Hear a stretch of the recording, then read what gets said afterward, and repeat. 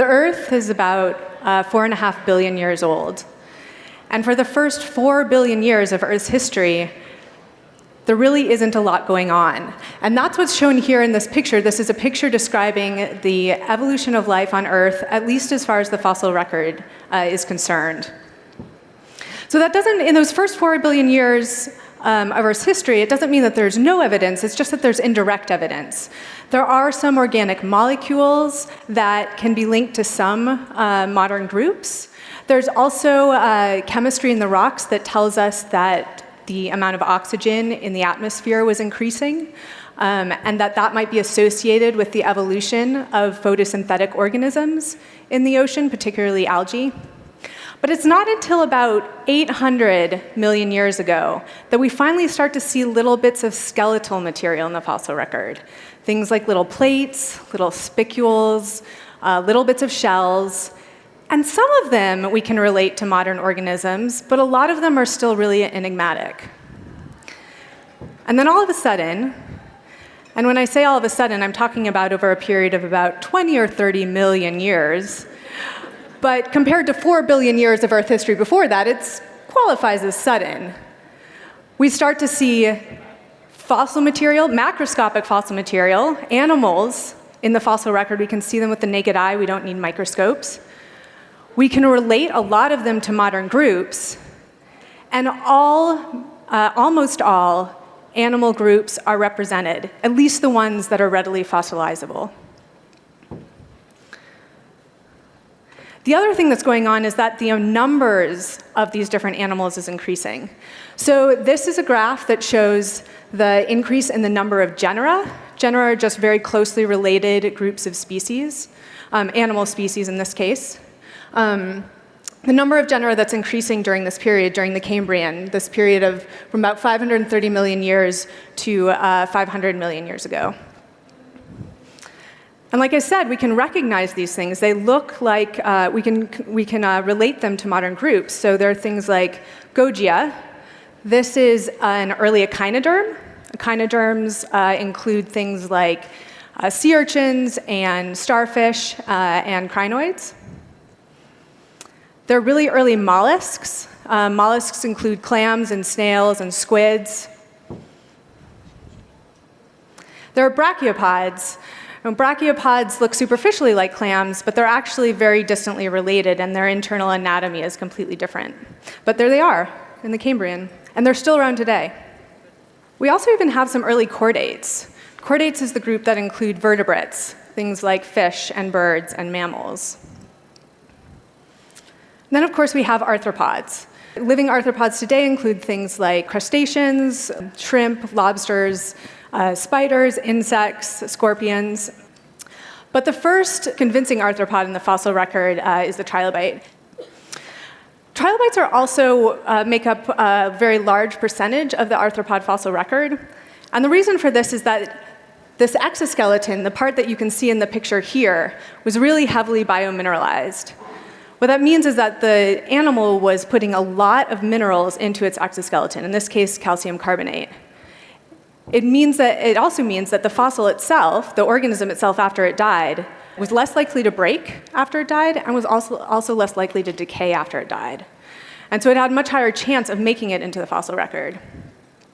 In fact, such a high chance of making it into the fossil record that we find them all over the world. So this is a data set that I downloaded from the Paleobiology database. This is an international community effort to take fossil occurrences from field notes and from the literature and put them into a database that we can use to answer really broad questions. And so far, about 50,000 trilobite occurrences have been entered, and that's what's shown here. They're color-coded by their age.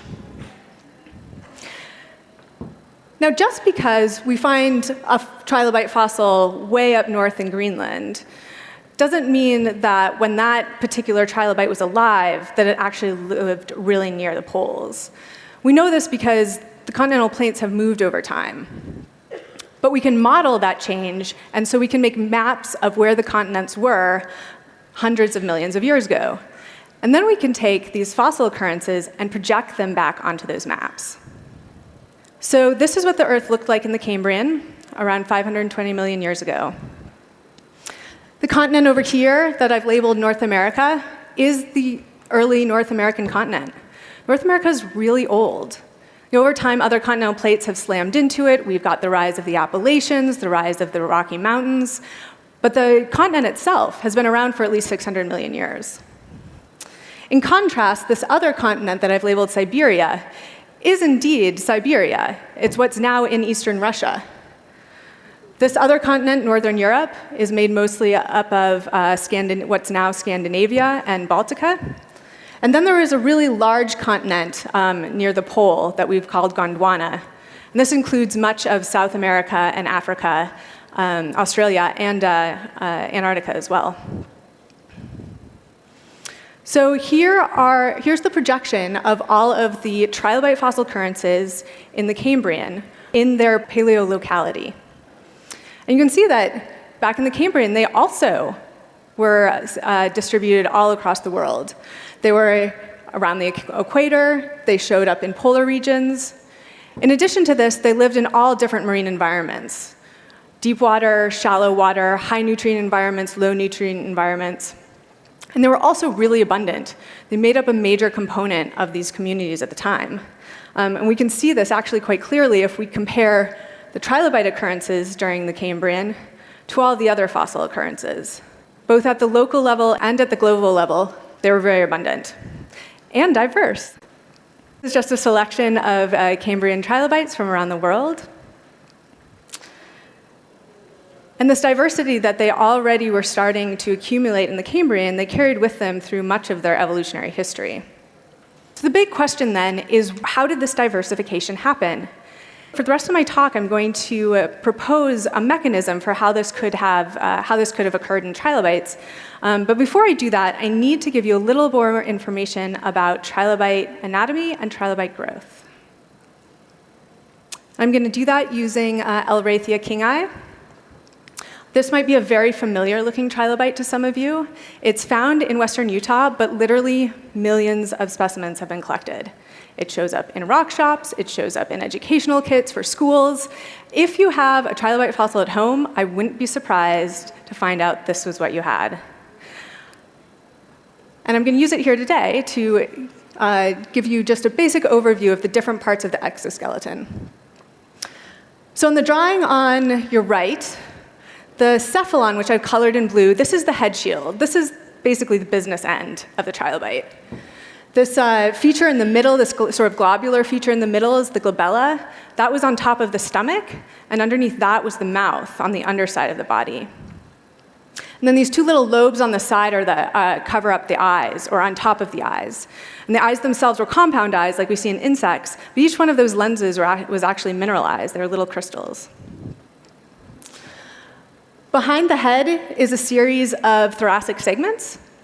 These elongate segments are actually jointed, so the trilobite can move around them.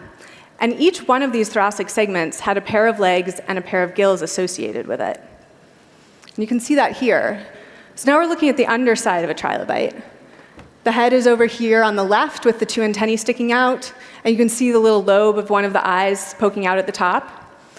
There are some legs underneath the head, and then there are also legs associated with each one of those segments. This is really rare, by the way. We have about over 20,000 named trilobite species, and we have preserved appendages, either antennae or walking legs, for only about 20 of those species. So I mentioned earlier that the trilobite exoskeleton was really heavily biomineralized. It was really hard. And like all arthropods, in order to grow, the trilobite had to get rid of this really hard exoskeleton in order to get bigger. And it did this by molting, and essentially by allowing the different parts of the exoskeleton to break apart from one another. Some crustaceans do this by actually reabsorbing the calcium carbonate along suture lines, and this lets those parts break apart. In the case of this trilobite species and many others, the head broke apart along these really thick lines that I've drawn here. And so in so doing, it would actually enable the trilobite to crawl out of the exoskeleton and leave it behind. So after this thing molts, it's left behind an exoskeleton that has a really high preservation potential. And so what this means is that as the trilobite was growing, it was leaving behind all these exoskeletons. They all had the potential to end up in the fossil record, and many of them did. So we actually know a lot about trilobite development. This is an example of trilobite growth for Shumardia salapensis. This is a really classic example. This was first described back in the 1800s, shows up in textbooks and papers. And as this winds through and shows you some of the stages during development of this trilobite, you're probably noticing two things.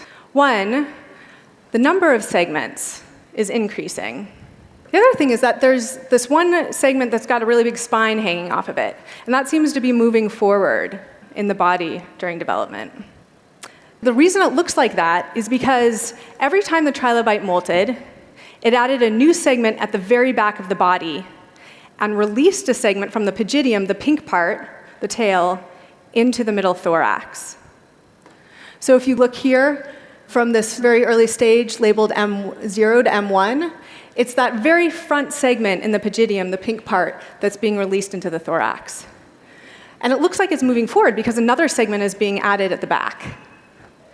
And then when you get a feature that's associated with just one segment, like the spine, you can actually watch it travel through the pygidium as more segments are added behind until it gets released into the thorax and then continues to stay, in this case, at the fourth segment as more segments are added. Now, at some point, the trilobite stopped adding segments. It continued to grow and molt, but it didn't add any more segments, and it didn't to the very end, and it didn't release any more into the thorax.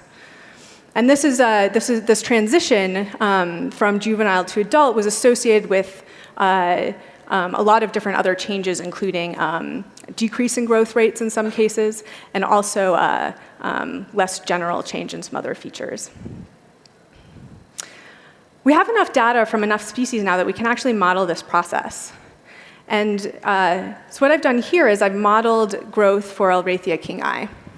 And there are a lot of different parameters that go into this model.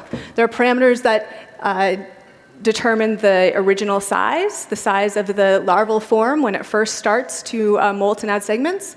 There's a parameter that determines the number of segments that are added and how many will be in the adult trilobite, the terminal number of segments. And there are also a bunch of parameters that determine the growth rates of all of these different parts and allow for those rates to change during development. Now that we have this model, what this means is that we can play around with those parameters and try to make trilobites of different sizes and different relative proportions. So here what I've done is the only thing I've changed in the model is to increase the number of terminal segments. So before Elraethia kingi, the real Elraethia kingi has 13 segments in the thorax. In the model over here, I've let the trilobite grow until it has 20 segments. You can see that the final trilobite gets bigger, not a lot bigger, but a little bigger over the same number of molts.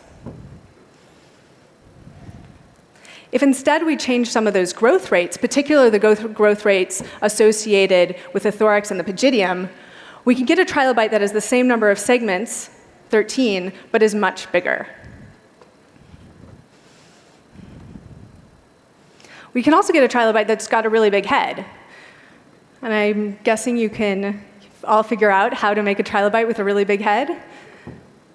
You just let the growth rate for the head increase much more than anything else.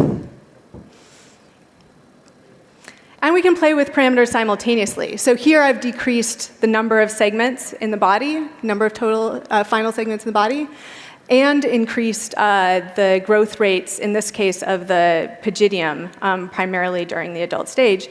And you can see that the cephalon, the head in blue, the thorax in white, and the pygidium in red are all about the same size now.